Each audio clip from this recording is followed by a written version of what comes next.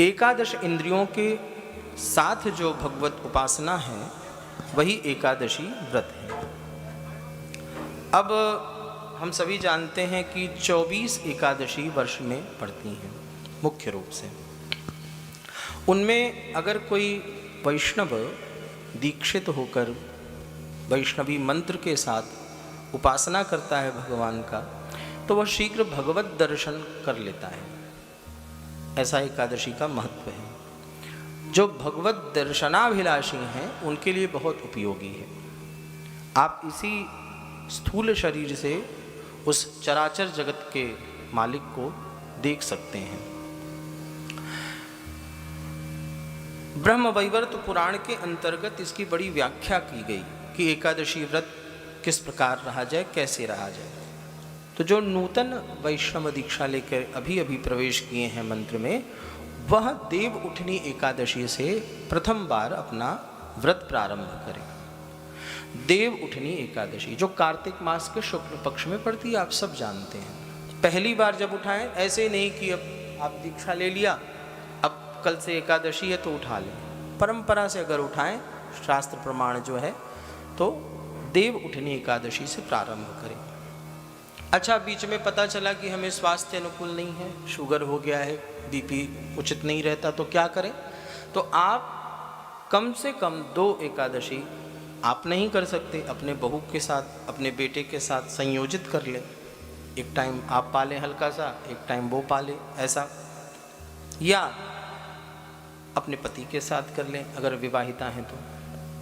लेकिन तुरंत न रोकें, कम से कम 3 एकादशी, एकादश्याम त्रयम, 3 चक्र उसका चल जाए, उसके बाद आप उद्यापन करें जो एकादशी आए।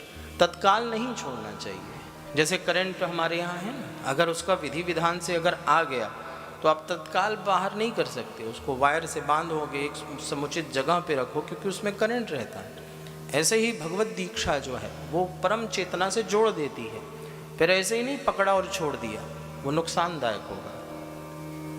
इसलिए वैज्ञानिक तरीके से हमारे यहाँ समायोजित और उसको फिर तिरोहित किया जाता है। अस्तु, तो आप 3 एकादशी के बाद उद्यापन सविधि करें, ब्राह्मण को बुलाएं, कलश स्थापन करें, समस्त देवताओं का अर्चन करें, पूर्वजों का आवाहन करें और भगवान के सामने यह निवेदन करें कि हे प्रभु, अभी हम असमर्थ हैं, अन्य नियमों को, जैसे एकादशी के दिन प्याज लहसुन नहीं पाएंगे, एकादशी के दिन भात नहीं पाएंगे, एकादशी के दिन गौग्रास अवश्य कराएंगे, ब्राह्मण को भोजन अवश्य कराएंगे, जो भी वो एकादशी का आहार पाते हैं, किसी न किसी वंचित को कोई न कोई वस्त्र देंगे, मंदिर आदि में जाकर अन्न का दान करेंगे, अर्थात दाल इत्यादि का, भात का नहीं, चावल का नहीं। एकादशी को दान का भी बहुत बड़ा फल है। किसी निर्वस्त्र, जिसके पास वस्त्र नहीं, उसको वस्त्र देंगे। इन विधियों से एकादशी को करेंगे, पर शरीर सामर्थ्यवान नहीं है, अतः हम व्रत की उपासना पद्धति से आपको हम नहीं भज पाएंगे, अन्य विधियों से भजेंगे। ऐसा संकल्प करके आप उद्यापन करेंगे तो भगवान अवश्य श्रवण करते हैं और आपका कल्याण होगा। दूसरा, इसकी बड़ी लंबी विधि है परंपरा से। जैसे राशिगत कोई है तो मेष राशि के लिए एकादशी में अलग मंत्र है, वृष राशि के लिए अलग मंत्र है। तो बहुत लोग कंफ्यूज होते हैं, महाराज जी हमारी ये राशि है, एकादशी के दिन कौन सा जप करें? तो एक बात सभी ध्यान दें, एकादशी का व्रत पहला उसका आधार है कि आप गुरु दीक्षित रहें, तभी एकादशी का व्रत प्रारंभ करें विधि। आपको जो गुरु दीक्षा मंत्र, वैष्णव मंत्र मिला है, उसी की उपासना सर्वश्रेष्ठ है। अगर नहीं आप कर पा रहे हैं, गुरु से दीक्षित नहीं है, तो किसी विप्र के पास जाकर सही राशि के अनुसार आप अपने मंत्र का प्रयोग करें। अच्छा, कोई विप्र न मिला तो क्या करें? अगर कोई विप्र न मिले तो आप ओम नमो भगवते वासुदेवाय इस मंत्र का जाप करें। यह शास्त्र कहता है, ब्रह्मवैवर्त। यह हर एक प्राणी कर सकता है।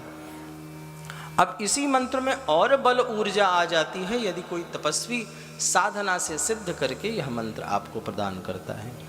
गुरु दीक्षा का क्या महत्व है, यह कल की कथा में हम आपके समक्ष रखेंगे। तो राशि के अनुसार ब्राह्मणों के पास जाकर पूछें, और इन समस्त 24 एकादशियों का आप जो भी उपासना करें वो परंपरा से करें। जैसे निर्जला एकादशी, उस दिन आप जल न ग्रहण करें, निर्जल होकर ही करें।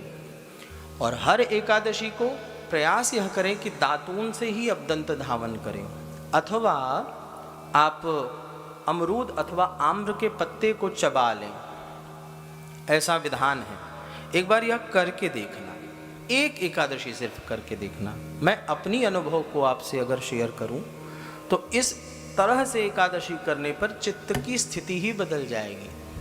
कुसंग से आपको चिढ़ होगा, व्यर्थ की बातों में आपको, जैसे कूड़े से बच के निकलते हो ना, बदबू मार रहा है, ऐसे ही अनुभव होगा व्यर्थ की बातों से। अगर इस विधि से आपने एकादशी की, तत्क्षण चित्त निर्मल होने लगता है। बड़ी विचित्र इसमें क्या विधि है क्या नहीं, ये तो परम परमेश्वर ही जाने। लेकिन आप अगर इस विधि से इस व्रत की उपासना करते हो तो आपको सद्यः लाभ होगा, ये ध्रुव सत्य है। देवोत्थान एकादशी, दंत धावन करें तो आम्र के पत्ते को चबा लें, अमरूद के पत्ते को चबा लें, नहीं तो नीम का दातुन करें। ये ब्रश पेस्ट इत्यादि न यूज करें, न इस्तेमाल करें।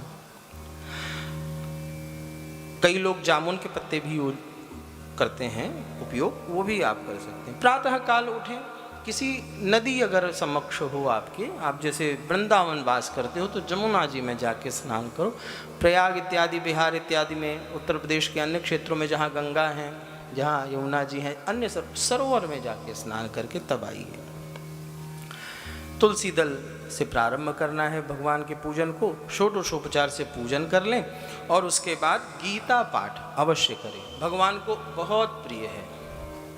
श्रीमद् भागवत के एक स्कंद का पारायण करें और गीता पाठ करें। पूरा गीता पाठ अगर न कर सके तो आप कम से कम 5 अध्याय उसके अवश्य पढ़ें। वो भी न कर सके तो 12वां अध्याय बहुत कम है, संक्षेप में है, उसका पाठ करें। अब अंतिम जो इसका फलश्रुति है वह यह है कि भगवान के दर्शन तो इसी शरीर, मतलब अनेक जन्मों से कर्म बंधनों को संचित किया हुआ यह शरीर, आत्मा जो शरीर को प्रदान कर रहा है कर्म के भोग, उन पर भी सब निष्कलंक होते हुए भगवत दर्शन का पात्र बन जाता है। यह उसकी फलश्रुति है। दूसरी बात यह है कि नियम में यह हमेशा ध्यान रखना है कि पूर्णतः भोजन पर नियंत्रण तो आप व्रत के माध्यम से करते हो, लेकिन वाणी पर भी नियंत्रण आपको संकल्प करके करना है।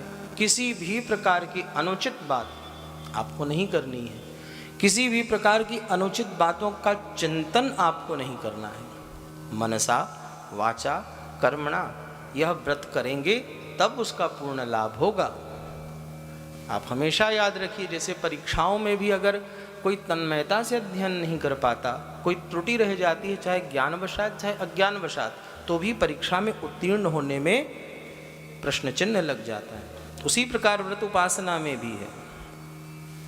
अब अगर इस पद्धति में आप वाणी का भी संयम रखते हो, ब्रह्मचर्य का भी संयम रखते हो, मन में भी संयम रखते हो, तो आपको अत्यंत लाभ होगा।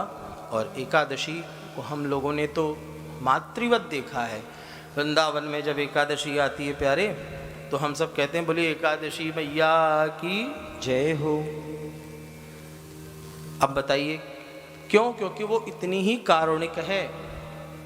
कुपुत्रो जायेत क्वचिदपि कुमाता न भवति। कुपुत्र तो हो जाते हैं, माता कुमाता नहीं होती। यही कारण है कि मातृवत एकादशी को पूजने लगे हैं। वह व्रत ही एक मैया हो गई, देवी का रूप हो गई। तो इस रूप में आप भजें एकादशी को तो अवश्य आपको लाभ होगा।